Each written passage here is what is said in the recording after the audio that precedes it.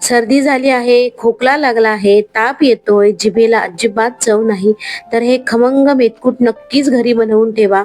अतिशय रुचकर आहे.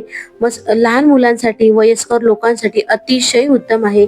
याचं वैशिष्ट्य म्हणजे यामध्ये अनेक पौष्टिक घटक आहेत. तर गरमागरम भात आणि त्यावर भरपूर साजूक तूप आणि मेथकूट घाला, जिभेला 100% चव येईल. तर आज आपण खमंग मेथकूट कसं बनवायचं ती पारंपरिक पद्धत बघत आहोत. तर आता मेथकुटासाठी लागणारं साहित्य आपण बघणार आहोत. 1 वाटी मी फुटाण्याची डाळ घेतलेली आहे, 2 चमचे चणा डाळ घेतलेला आहे, 2 चमचे उडीद डाळ घेतलेली आहे, 3 चमचे मी ते तांदूळ घेतलेला आहे, तांदूळ घरचाच वापरलेला आहे, 1 चमचा जिरं घेतलेला आहे, 1 चमचा धणे घेतलेला आहे आणि अर्धा चमचा काळी मिरी आहे आणि 2 चमचे आपली साधी मूग डाळ घेतलेली आहे. हे सर्व प्रमाण मी डिस्क्रिप्शन बॉक्स मध्ये नक्की देईन, तुम्ही नक्की चेक करा. त्याच्यानंतर आपल्याला इथे मसाले घ्यायचे आहेत. मसाला मी अर्धा चमचा या प्रमाणात घेतलेला आहे. सर्वप्रथम मी इथे हिंग घेतलेला आहे, हिंग अर्धा चमचा घेतलेला आहे, हळद अर्धा चमचा घेतलेला आहे, सुंठ पावडर अर्धा चमचा, चवीनुसार मीठ घ्यायचंय. इथे मला मीठ साधारणतः या सर्व सामानासाठी 1 चमचा मीठ लागलेला आहे. त्याच्यानंतर इथे ओवा आणि जायफळ पावडर वासासाठी घेतलेला आहे, अतिशय उत्तम छान असा वास येतो. त्याच्यानंतर अर्धा चमचा आपल्या इथे तिखट घेतलेला आहे. सर्वप्रथम आता सुरुवात करूया इथे सगळे आपले मसाले भाजण्यासाठी. सर्वात प्रथम इथे फुटाण्याची डाळ मी इथे छान भाजून घेत आहे. छान गरम होईपर्यंत, तडतडेपर्यंत आपल्याला फुटाण्याची डाळ आपल्याला भाजून घ्यायची आहे. ती एका ताटामध्ये आपल्याला बाजूला काढून घ्यायची. त्याच्यानंतर इथे मूग डाळ आहे, उडीद डाळ आहे आणि चणा डाळ हे एकत्र भाजायचे आहेत. जेवढे साहित्य सांगितलेले आहे तेवढे जसे सांगितले आहेत तसंच आपल्याला भाजायचं आहे, कारण प्रत्येक साहित्याला एक भाजण्यासाठी योग्य वेळ लागते.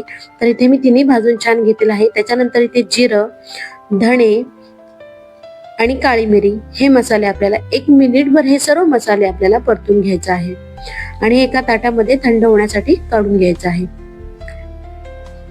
त्याच्यानंतर इथे बघा मी तांदूळ घेतलेला आहे. तांदूळ आपल्याला सेपरेट भाजायचा आहे. तांदूळ छान असं तडतडेपर्यंत, छान सुगंध वास येईपर्यंत आपल्याला भाजून घ्यायचा आहे. ते तांदूळ बघा छान फुलला आहे. तर आता आपल्याला याला ताटामध्ये आपल्याला काढून घ्यायचं आहे. हे सर्व आपल्याला मिक्स करून घ्यायचं आहे. थोडं गरम आहे, गरम असतानाच हे मिक्स करायचं आहे. त्याच्यानंतर आपण जे मसाले तयार केले होते ते ह्याच्यामध्ये घालायचे. गरम असतानाच आपल्याला याच्यामध्ये मिक्स करायचे आहेत, जेणेकरून ते सर्व छान असं मिक्स होईल. इथे आता आपलं सर्व थंड झालेलं आहे आणि आपल्याला मिक्सर मध्ये घालून छान बारीक वाटून घ्यायचं आहे.